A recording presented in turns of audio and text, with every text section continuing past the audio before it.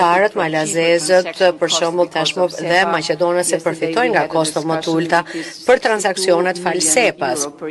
Pra 62 milion euro që janë kursime nga Maqedonia. Po, faleminderit.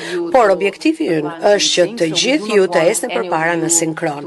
Pra nuk duam që ndonjëri prej jush të mbetet pas, sepse në fund të fundit i gjithë Ballkani Perëndimor i përket Bashkimit Evropian si antar të barabartë dhe theksoj këtu me të drejta të plota, duke njohur kështu faktin që ju do të keni arritur përputhjen e plotë me legjislacionin dhe vlerat e Bashkimit Evropian. Pra le të përqendrohemi sot tek mënyrat se si mund ta përshpejtojmë punën në këtë pjesë të dytë që kemi përpara.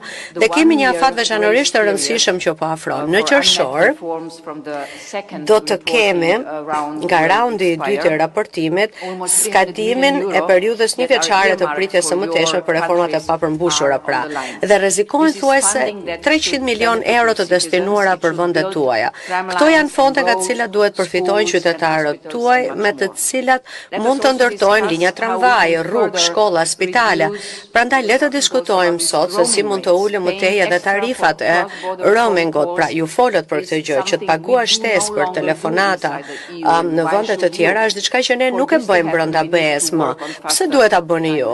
Dhe prandaj ne duhet punojmë për përshpejtimin e parafrimet me rregullat e Bashkimit Evropian. Pra le të zhbllokojmë ato projekte që duhen për të përmirësuar infrastrukturën e transportit.